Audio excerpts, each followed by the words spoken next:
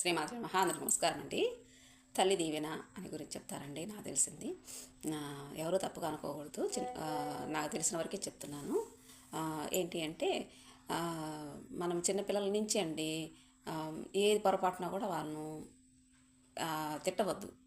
ఏ రకంగానూ కూడా చెడ్డ మాటలు తిట్టవద్దు అనమాట. పిల్లలకి ఇవి మనము కోపంలో అనేవి వాళ్ళకి శాపాలు అవుతాయి. ఆ విషయం తెలుసా మీకు? పొరపాటున కూడా అనొద్దండి వాళ్ళ మీద. ఏ రకంగా పెద్దవారైనా సరే కూడా, పెద్దవారిని కూడా మన పిల్లలు పెద్ద అయ్యి మన చెప్పిన మాట వినకుండా చేసినా కూడా వారిని కూడా అనొద్దండి. ఇంకొకటి, వాళ్ళు ప్రయాణాలకు వెళ్తున్నా కూడా, ఎక్కడికైనా బయటికి వెళ్తున్నప్పుడు వాళ్ళకి ఆశీర్వదించండి. వాళ్ళు క్షేమంగా ఇంటికి వస్తారు. భగవంతుడికి అప్పచెప్పండి, చూసుకోమని చెప్పండి. వారే తీసుకొచ్చి మన ఇంట్లో వదిలిపెడతారు క్షేమంగా మన పిల్లల్ని. నేనైతే అలానే చేస్తానండి. అమ్మ చూసుకో అని చెప్తాను నేను అమ్మవారికి.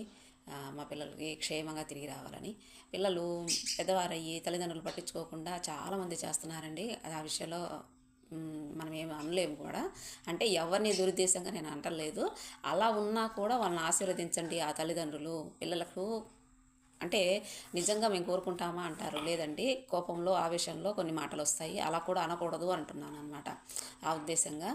ఇంకొకటి ఏంటంటే, చిన్నప్పటి నుంచే భగవద్గీత నేర్పించండి పిల్లలకి. ఒక శ్లోకం కానీ, 2 శ్లోకాలు కానీ, 3 శ్లోకాలు కానీ.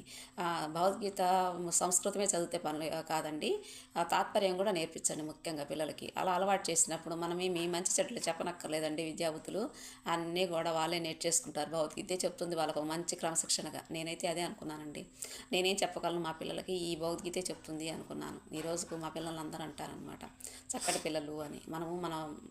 మన పెంపకానికి అంటే కూడా నేను ఇంపార్టెంట్ ఇచ్చేది ఏంటంటే, భగవంతుడు వాళ్ళని నడిపిస్తున్నాడు సరైన మార్గంలో అనుకుంటానండి. మనం నేర్పించక్కర్లేదండి విద్యాబుద్ధులు, వాళ్ళే నేర్చుకుంటారనమాట. బాయ్ అండి. Thank you for watching.